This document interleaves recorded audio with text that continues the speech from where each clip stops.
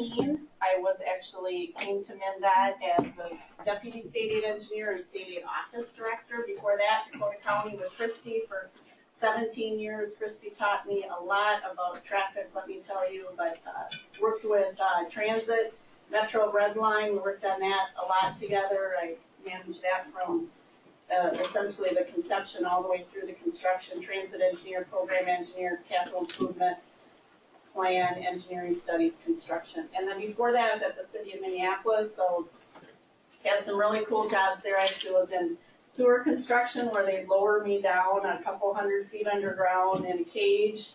That's where the storm sewer and the sanitary tunnels are in Minneapolis, and you can walk through them. Had my hip boots, steel toes, my light on, and we'd go down there and I'd check on the crews and what they were doing. And the reason they're so deep in Minneapolis is to get down into the sandstone layer. So there's a layer of limestone, it's hard to rock, so they go down to the sandstone and put the tunnels. Okay, well that doesn't work over there.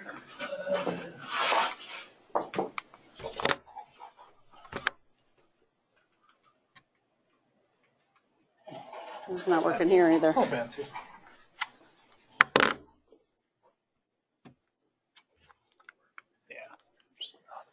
Okay. Presentation for a moment. Should Technical. Okay, so as people in the industry, it's all of our job to make sure we are doing our best to keep all of our friends and family safe. I share this with you so you can share with others how big those snowplows are, the weight of them, they're big monsters. Give them respect. Talk to your kids about it. Talk to your family members. Talk to your other people about stay back, stay alive, give them a lot of space. But with the cost of those, the lifespan, and the weight of those vehicles, pretty significant. 80 gallons of fuel in those.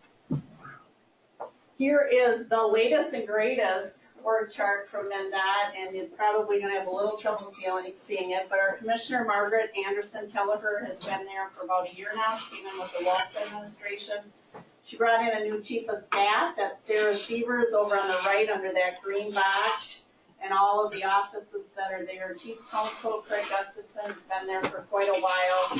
Right underneath the commissioner we have now two deputy commissioners. One is the chief engineer, who is Nancy Daubenberger. Sue Mulvihill retired about a month ago, and Nancy Daubenberger was named in that spot a few weeks ago. Many of you know Nancy. She's been at MnDOT for a long time. And then Scott Peterson is the chief administrative officer on the left-hand side there. There's a new office of tribal affairs, which before was in government affairs, but there's importance on the tribal relations, and so MnDOT has created a new office there.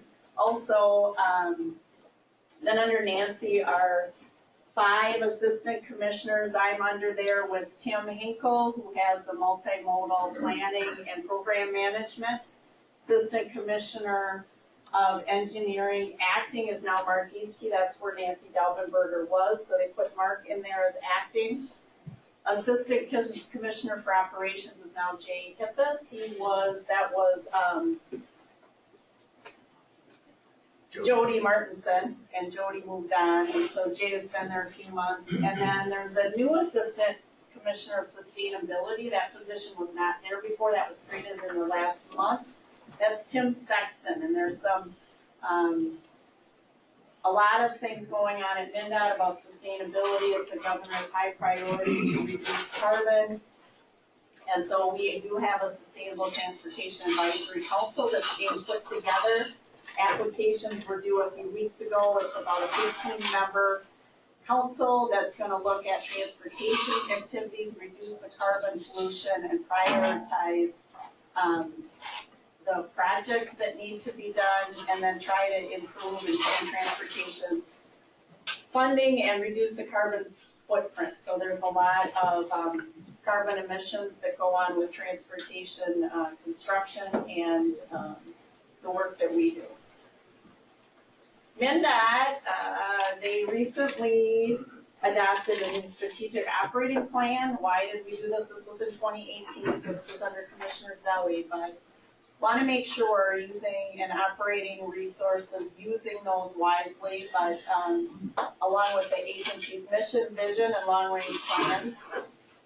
We wanted to have it to be a basis for risk evaluation. We're looking at risk on a lot of things that we do at MnDOT: performance, how do we allocate our resources, and we all have trade-offs, right? You have them in your home life, your work life, and what are those trade-offs and how do we make decisions?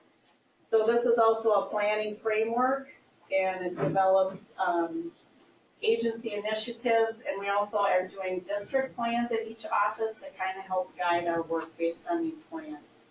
These are the goals of that operating plan. Customer trust, really important, a really big important part in my work that I do at State Aid and statewide radio. It's all about customers and the things that we do. Operational excellence, of course, MnDOT wants to be excellent and continue to operate. And then workforce excellence to make sure we still are getting good people and maintaining a great workforce.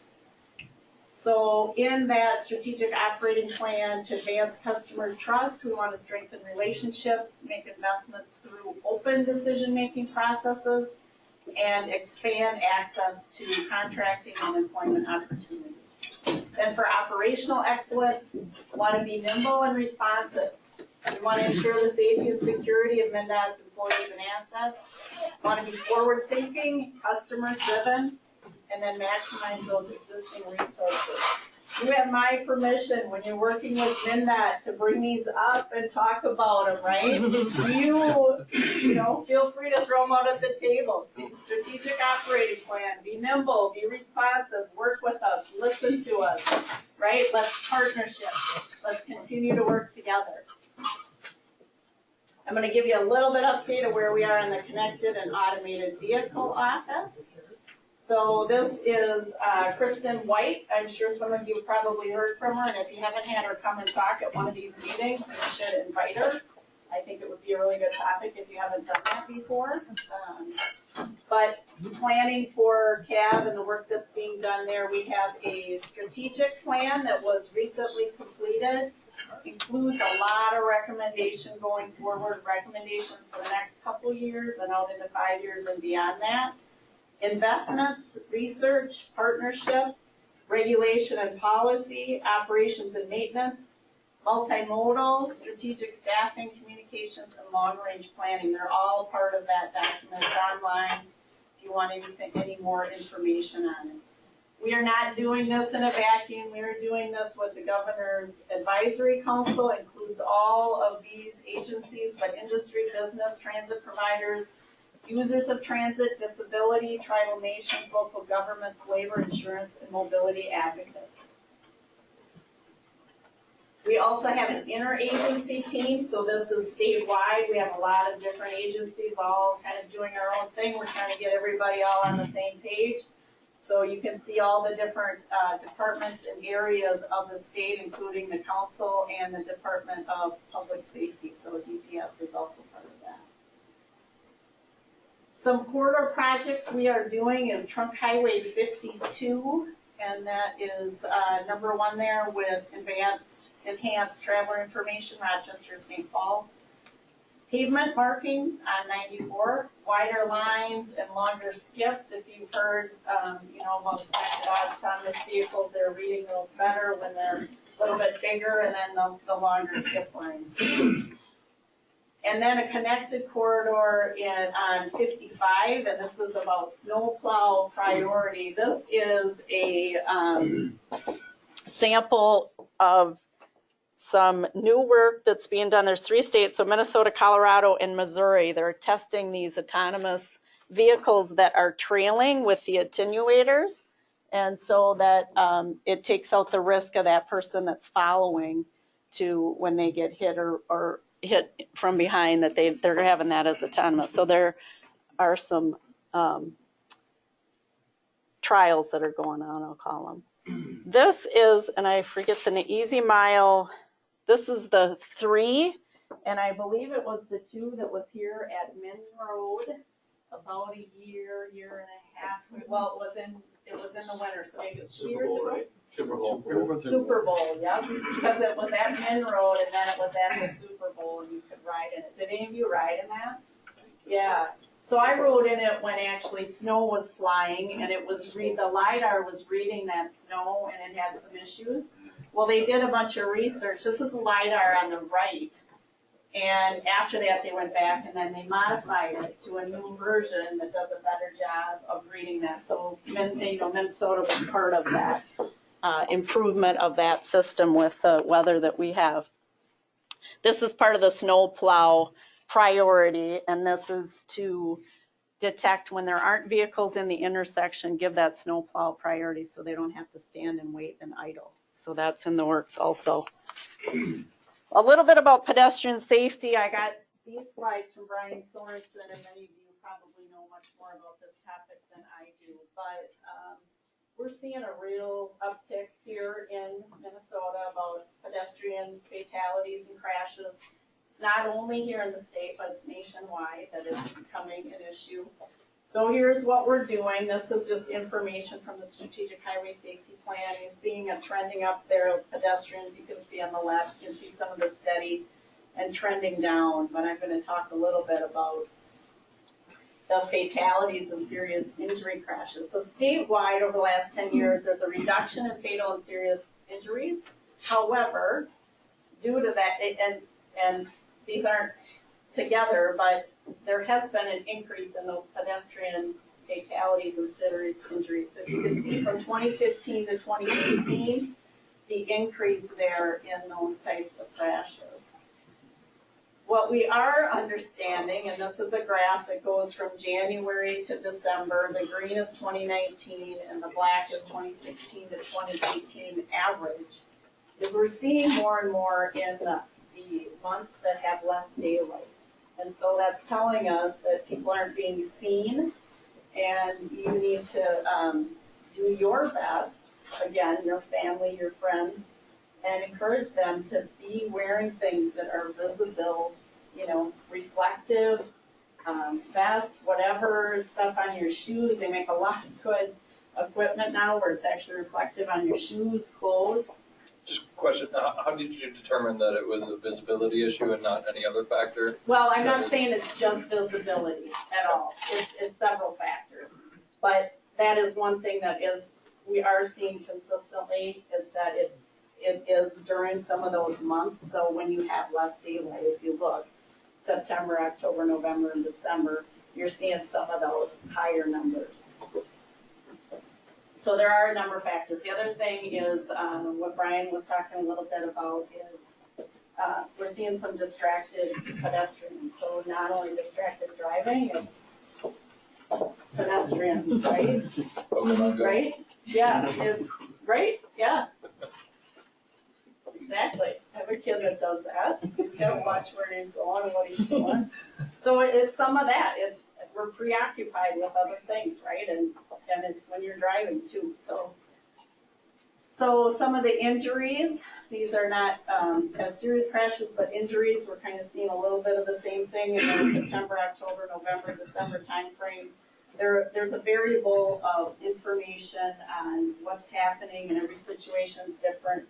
A lot of the reports and accident information, as you know, doesn't always include stuff with pedestrians, and I know Brian is trying to get information more from kind of the health side of it, where they have some more information about some of these injuries that might be happening to get more details about how they happen. Be Halloween too. Halloween. Yep. That was my first thought. Yep. And this is a cumulative, easy for you to say, pedestrian traffic fatalities by month. And you can't see, but that's January on the far left, February, March, April, all the way over to December on the far right. You can kind of see those numbers yourself. The black is 2019 numbers, and then they're the average in each one of those. But you can see an increase kind of in some of those other months where it's a little bit nicer So what are we doing about it, right? We have a bunch of different groups at MnDOT that are continuing to get together and trying to improve this. Our CHIP is our planning document, and to get people out and do field walks, look at these sites, look at these locations, what can we do? Pedestrian safety summits, education campaign, so identify tools and improve the messaging. There's a walk bike fund program that's being updated also. We're encouraging people, look up, look out, keep your eyes up, pay attention to what you're doing, developing a toolkit for ped facilities, improvements and safety, working with TZB to improve and have a pedestrian safety session, and then safety guidance in manuals and plans. So be safe, be smart, be seen, talk to your relatives, your friends, encourage them to watch what they're doing. A little bit about MnDOT's media. We are trying to do our best to get our information out there, what we're doing, be transparent. It's a little bit about drone use, that we are using those more and more for different types of things. We have some pilots coming up in different areas, aeronautics, land management, bridge communication. So continuing to use those and find new ways to use drones. MnDOT won an award at the MASTO, Mid-American Transportation Association, on the Smith High Bridge. Any of you work on that? Yeah, and the cool project. And then I don't know, it was going to the top 12 for consideration, and I don't know if it won anything in that top 12, or anybody knows anything more about that, but something that MnDOT's proud of. Community being out at the fair, so we actually had the commissioner out at the fair for quite a few days. That is our governor there that is signing the snow plow, and we had several. We brought out one plow, and it got all signed, and then the next couple days later we had to bring out another one, and we ended up bringing out a third one because it was so popular for people to sign it. And then of course they showed it after plowing, and the ink comes off. People feel good about it. Are you signing next year? So social media, we are telling our story, explain what we do, who we are. We are trying to educate in plain language, remove all our technical jargon and our TLAs, our three-letter acronyms, answer questions and concerns, engage people, and then we want to be responsive in emergency situations and be able to reach out to people. It's a great way to do it. So we're trying to encourage that through our social media. Here's just a little bit of, this was actually on Facebook, and it's been viewed all over different countries in the world, and they know how hardy Minnesotans are after they look at this. So this is actually, yeah, go ahead and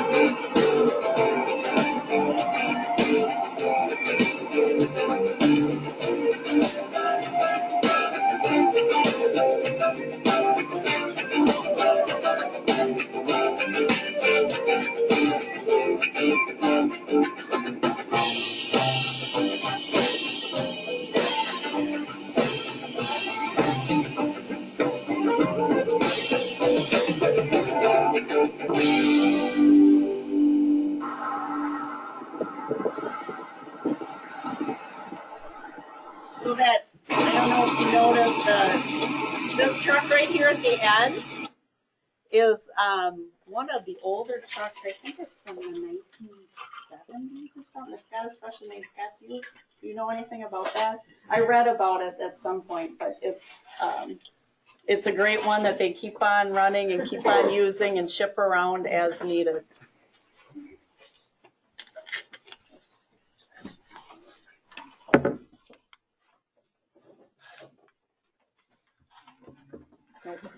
I'll get you to the next slide. Okay. Should be good.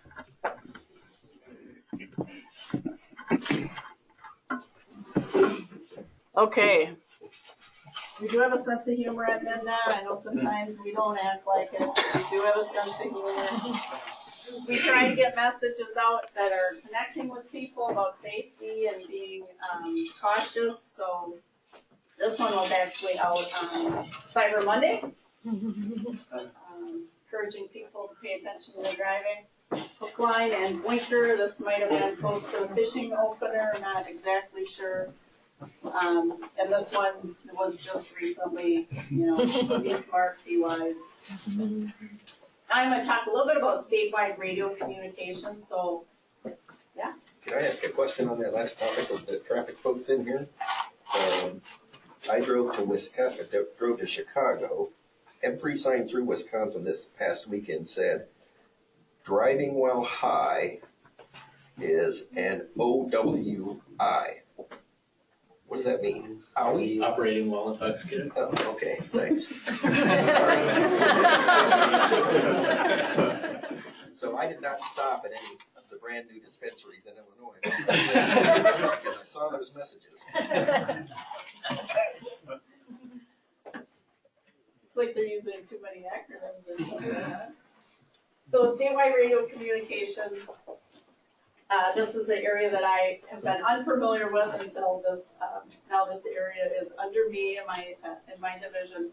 So I'm excited to talk to you about it a little bit, but this is actually a picture that's on the web. And the guy's last name is Nordstrom, and he took this picture. This was at Palisade Head up by Silver Bay. Took the picture while the lights were blinking at night, obviously the red, and he got it right at the right time. A really cool picture. FAA requires those lights are red at night and they're white during the day. So, question, how tall is this tower? Let's get some guesses. Let's hear it. 1,000 feet. 250 meters. We got a metric in there. There you go, 330 feet. The diameter of the microwave dish, there's two of them up there. What's the diameter? Throw out a number. 10 feet. 40. 8 feet. They're 6, 8, and 10. Okay, so when you see those, you can now tell your family members how big they are. Weight of the microwave dish. Let's get some numbers. 100. 100, yeah. 100. Close there. No, 76. So this tower is actually in Cromwell.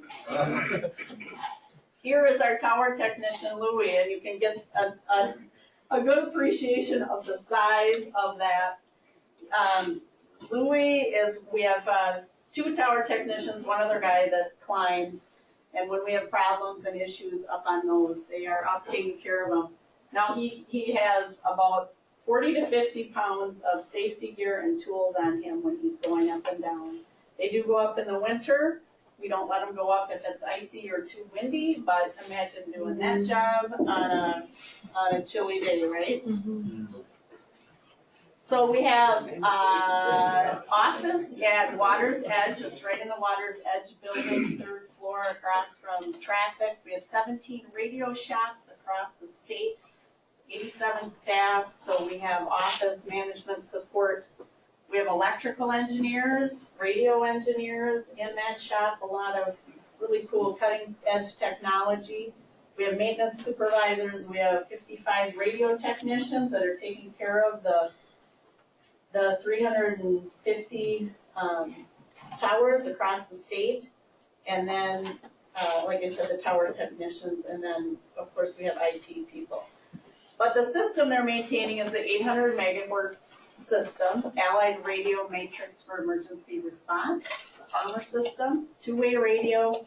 So all of our police, sheriff, fire, state patrol, they're all using the handheld radios where they can connect and they push to talk, and it's all on this system. So Minnesota State Patrol, Homeland Security, FBI, police and fire departments, NDOT, DNR, tribal police departments, sheriff departments, local fire, police, emergency, medical, ambulance. Also the Metro Transit system, all their buses, all their LRT are on this system. So over 82,000 active radios on the system and 8 million push-to-talks per month that go back and forth on this system. It is governed by a board made up of a variety of people all over the state, and we have, you can see the commissioners, public safety and transportation, state patrol, finance, Met council, representatives from cities, counties, sheriffs, police departments, fire departments, and representatives from the medical emergency services. So they meet on a monthly basis to look at budgets, projects, things that are going on, modifications, so there's a lot of interaction. And another, it's customer service that this office is providing to the state of Minnesota, right? We're operating and maintaining this backbone so that you, once again, are safe in situations. And this system was up and running during the 35W bridge collapse. And they had really good communication because they were all able to be on the same system. Before this system was operating, everybody, police, fire, everybody was on a different system and they couldn't talk to each other in emergency situations.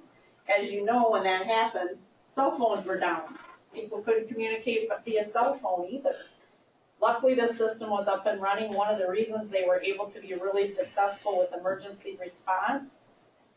So that's that system. So 335, I think I said 350 before, 335 communication tower sites.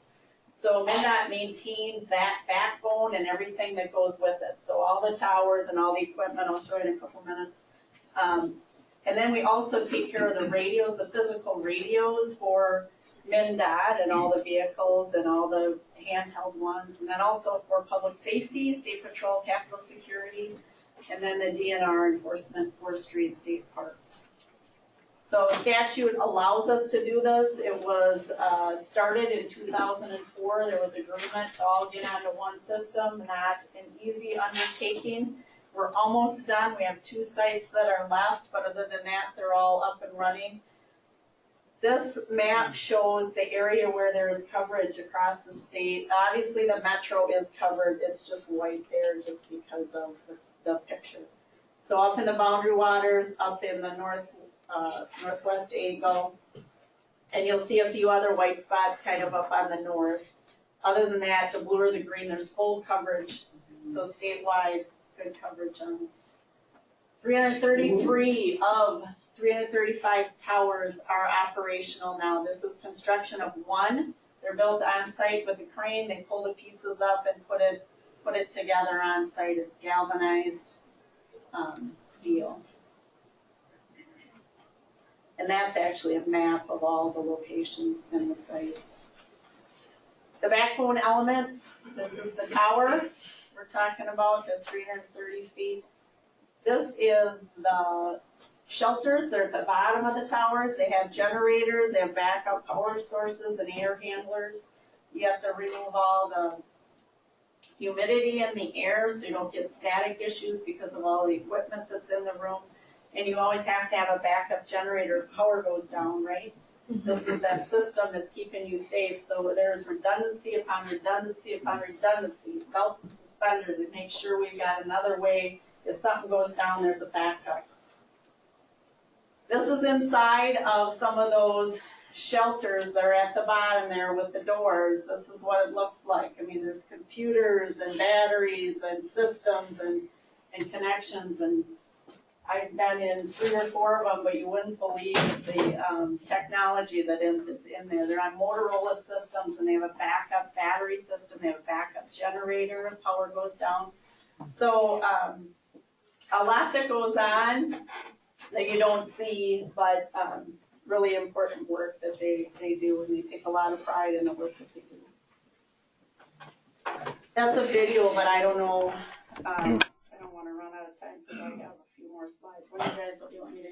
What do you want me to do? 1:30. 1:30. Okay, let's play the video quick then, because I don't want to stay there. It's kind of a good video. So that tower location. Ever wonder who maintains those communications towers you see along the roadway? That's MnDOT's Office of Electronic Communications. The office operates and maintains towers for the Allied Radio Matrix for Emergency Response, known as ARMOR. Minnesota's shared public safety radio communications system provides communications for state and local governments throughout the state. The system's backbone is a network of radio towers, equipment shelters, and radio transmission equipment. The ARMOR system is used by MnDOT, the State Patrol, the Department of Natural Resources, the National Guard, and other state agencies for voice and data communications. The backbone is shared with local governments and other emergency response organizations so that all emergency responders can effectively communicate with each other.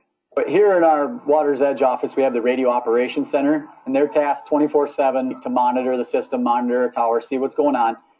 When an issue arises that they've located, they'll get a hold of the shop, the local radio shop, and then from there, they'll work on assessing the issue. And if we need to involve the climbers, our tower technicians, to climb the tower and visualize, see what's going on, then those guys will get deployed out there to head out to the tower site and assess the issue working with our radio operations center here and the local radio shop. Louis Canelon Lander, Brady Dodge, and John Kennedy make up the maintenance team that inspects and maintains more than 350 towers and the equipment on them.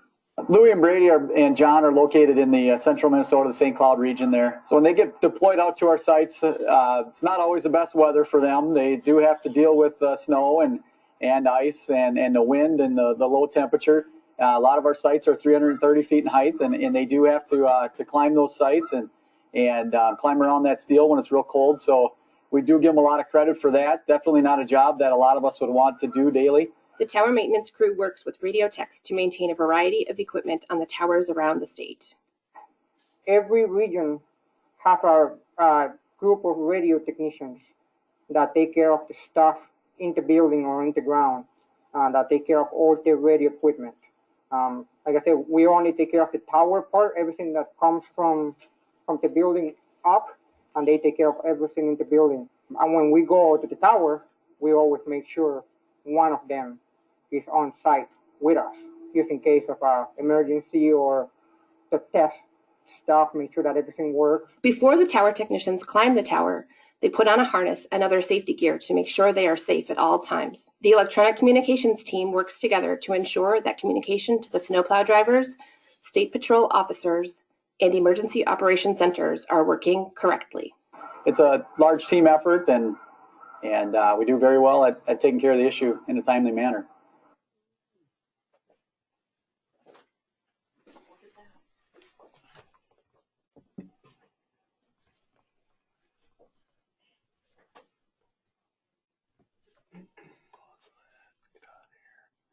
Make sure that's not playing in the background.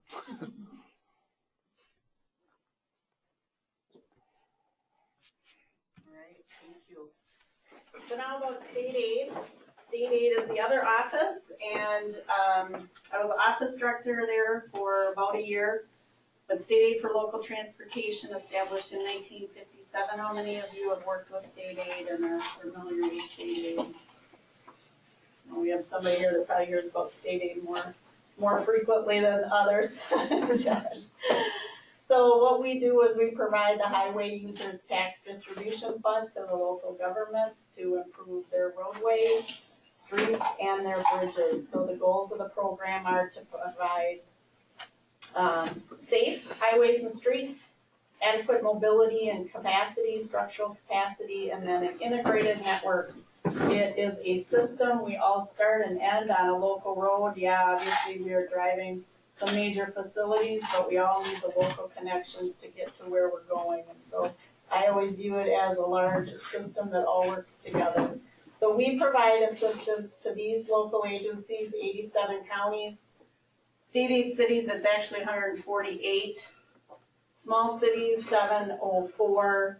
And then townships, we have over 1,000 townships. But directly, we don't work as much with the small cities or townships, but they have a lot of funds that come through our office, either through the counties or through programs that they have in their agencies. So you can see how important the local system is to the state of Minnesota. If you look at the miles of roadway. 92% of those are local, and the CASA is County State Aid Highway System, and the MSAS is the Municipal State Aid System and local roads. So not all of the county roads or the city roads are on the state aid system. It's only a portion of them that are allowed to be there. You can see the number of bridges also. There's a lot of local bridges that are 80% of the system. Obviously, some of those MnDOT bridges pretty big and have a lot more width, but we have a lot of local roadways and bridges in the state. So here's our role. We are that good, yummy stuff in the middle of the Oreo. We help hold everybody together. So state agencies and federal agencies, MnDOT, Pollution Control, DNR, FHWA, FTA, Army Corps of Engineers. And there's us. We're mitigating, we're helping, we're communicating, we're making things smoother for our counties, cities, and townships to do the work. Here's the org chart for state aid. Obviously, you can't read that, but I just wanted to talk a little bit about, we have a whole bridge section. They're out at the MnDOT Bridge office, so they're not at central office. We have a whole section in finance that's dedicated to state aid at MnDOT. We have an operations section that looks at rules, variances, turnbacks, pavement, manages our website, which is a day-to-day operation for all of our local partners. That is their tool to information. If any of you are working with state aid and you need information on processing a project or anything, we've got a great website that's kept up to date, maintained. Please use it and feel free to call us if you have questions. We also have our programs area, and I'll talk a little bit about a few of those programs, but we do a lot in the safety area with county road safety plans, HSIP projects, working with the local agencies. And we also have the needs area, which is the formula that determines how much money each one of those local agencies get each year as a part of their distribution. Then we have a whole section that reviews plans, helps with specification, helps with rules and standards, does environmental review for documents because we're working with FHWA. FHWA has an agreement with us. Hey, state aid, you review all this stuff, you make sure that they're following everything they need to do, then we'll get them the money and the money will go through that FHWA money. So we are a regulator. We don't view ourselves as a regulator. We are there to help our customers, but we're there to make sure they're not doing something wrong also. And the orange part is Metro State Aid, so a whole group of people there at Metro, and then we have district state aid engineers and assistants and others at each district, which is on the far left. So we're set up just like MnDOT. We have districts, same districts. State aid, we do administration, project delivery, all types of programs, emergency relief, safe routes to school, traffic safety. And then we have district state aid engineers and assistants in each area. So we administer the distribution of that funding that comes through the highway tax user distribution, highway user tax distribution fund. Technical assistance, and then we authorize funds for bridge construction, and we're the go-between to provide that to the local agencies. We have district state aid engineers at each district and assistants that are there. They're the liaison that connect with the local agencies, help them do what they need to do. They do the needs review to make sure they are submitting their information to get their distribution. They plan. They review plans, they help with specs, they're processing, they're the go-between with MnDOT when there's a project that involves a local agency and the trunk highway. They are that conduit between them. Construction, help and approval as needed, and then any ongoing local issues. So in the state aid system, we have the county state aid highway system, and then we have the municipal state aid system. The municipal, the cities can put about 20% of their system on the state aid system. The counties can do much more than that. The state aid system is a regional system to carry regional type traffic. That's why the municipal cities don't have as much, because they're usually more of a local function, where the counties are more of a regional function and have more miles. We have town road and bridge money that comes through us, through to the counties and to the townships, and then we deal with jurisdictional transfers or turnbacks. State aid funding goes from the pump to the project. How does it get there? There's fuel tax, you pay, license fee tabs, motor vehicle sales tax. That all gets put together in one pot. It's split up. 5% of it goes for deficient township bridges, construction and maintenance of township roads, turnbacks to local agencies. The other 95% is split 62 to the trunk highway fund, 29% counties, 9% cities. That's the formula. So when you hear 62, 29, 9, that's where it comes from. These are, I'm going to talk about just two more programs that we have in state aid. So this is actually a request that's going from the governor to the legislature for GO bonds. This is a bonding year, $100 million in local bridge replacement program. We have over 1,000 structurally deficient or functionally obsolete bridges on our local system. It's a big number. We have some large bridges that need replacement, Kellogg and the aerial lift bridge in Duluth. Some of you know, I think that was stuck earlier this winter. And I don't remember if it was stuck in the up position or the down position. Stuck in the up position. Replacement costs are too significant for local funds alone. So sometimes we hear, why don't the locals just pay for this? They don't have the money to come in. So these are just some previous appropriations. I have a little bit more history on the programs. These are the types of projects that we replace, it's these types of bridges. Also these types of bridges, some great bridges. And now that wouldn't have gotten 100% funding from this program, but it would have got a portion of funding, and I'm sure the local agency put quite a bit in, and that might have had some money in that also. So just some history on the program goes back to 2006. You can see the number of projects that we've done each year and continue to have a lot of progress. But there's a long way to go, and to continue as we move. There's still bridges that are getting on and added to that deficient list. So we want people to know that there are still a lot of needs out there. 950 bridges identified as high priority for replacement in the next 5 years. Cost is $436 million. Local Road Improvement Program is another program that is managed through our office, and we put out a solicitation and ask for projects. The funding is used for rural road safety project, routes of statewide or regional significance, and then a local share for trunk highway projects as they connect into communities.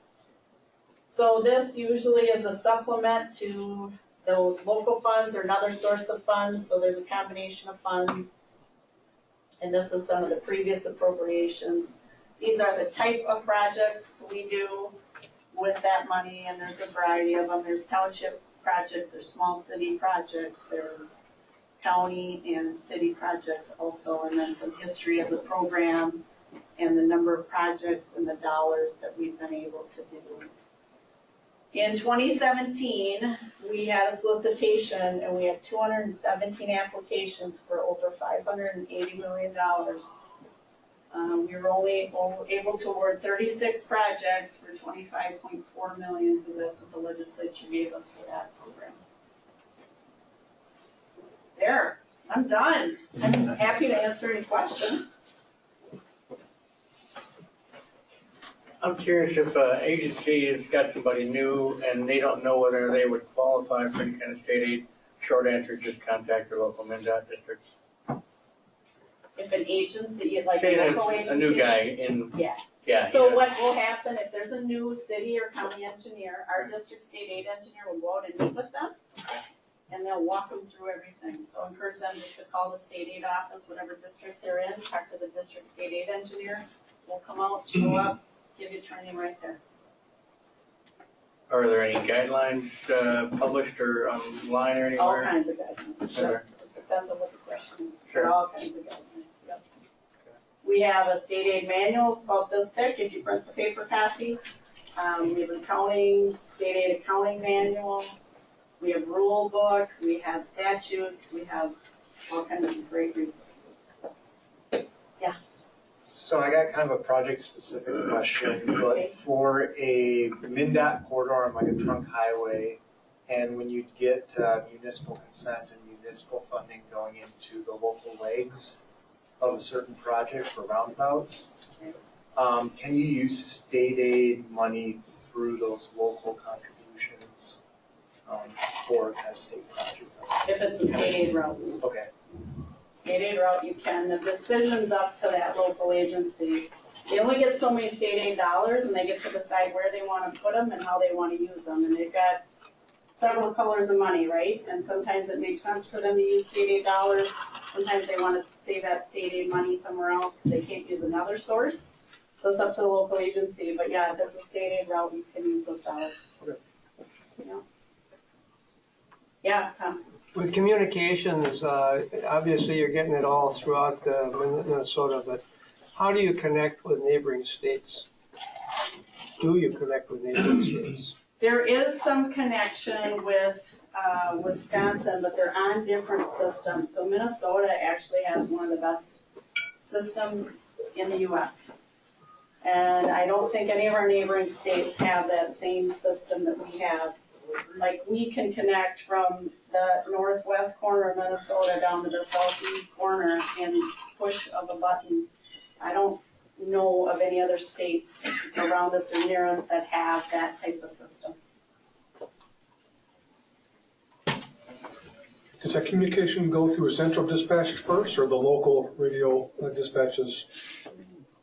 So, I'm not an expert yet, but this is what I know, okay? When they call on their radio, it goes to the antenna at the very top of the tower, travels down to the microwave dish.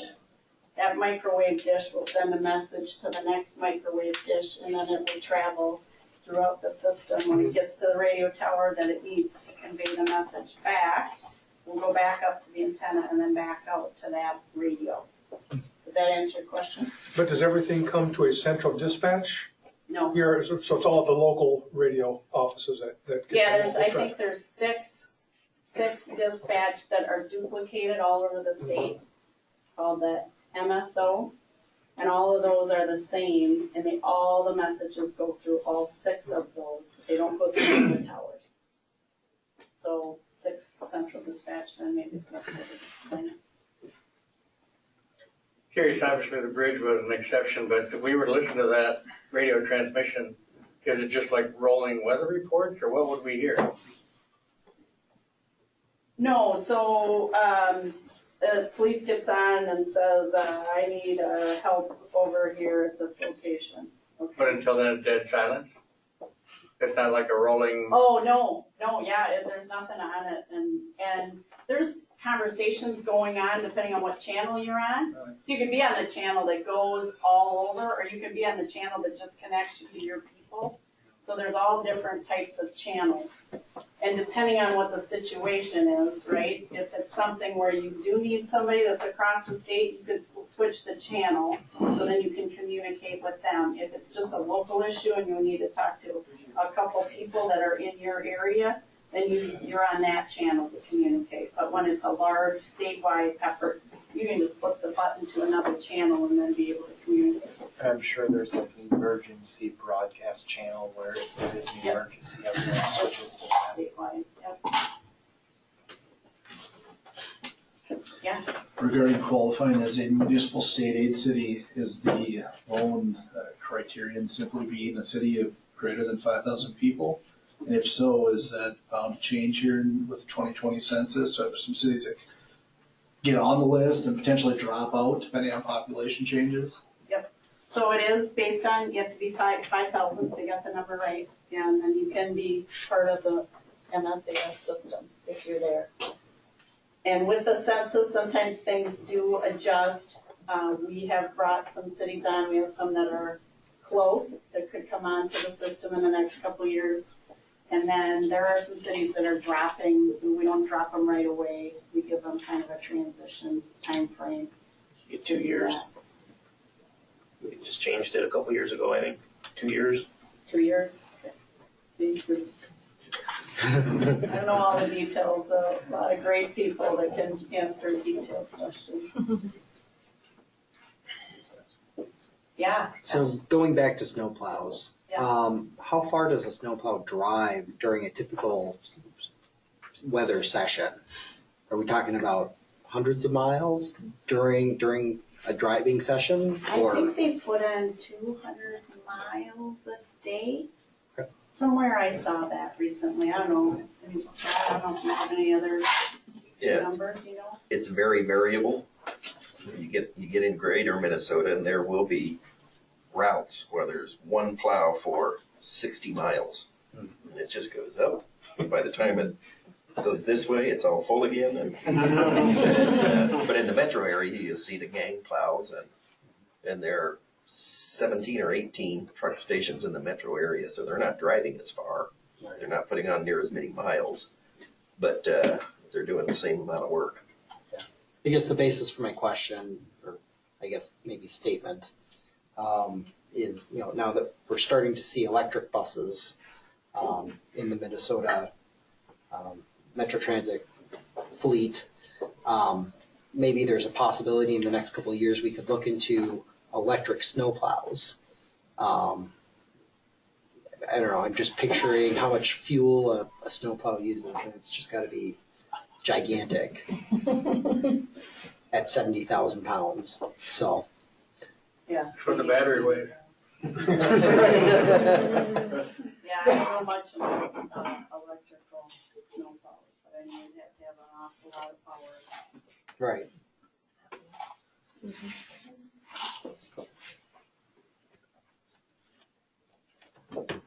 Is there any other questions? I can time for one more. Maybe on that topic, if you think about it, trains use electric motors. They are incredibly powerful. So they've got a diesel that powers the electric motor, and they're moving a lot of weight. So there's got to be, at some point, you've got to be able to use electric motors to do that. Electric cars in general just have a ton of torque, Oh, which is what you're a huge amount of power. what you're looking for in a Exactly. snowplow. Because you just need to be able to move. You don't need to be able to drive at 300 miles an hour. Right. It's got to be a function of the battery. Right. Yeah. So we'll see what happens. Awesome. Well, thank you so much for joining us today. I do have a gift from NCITE for you for presenting, and we all could round of applause for Kristen for.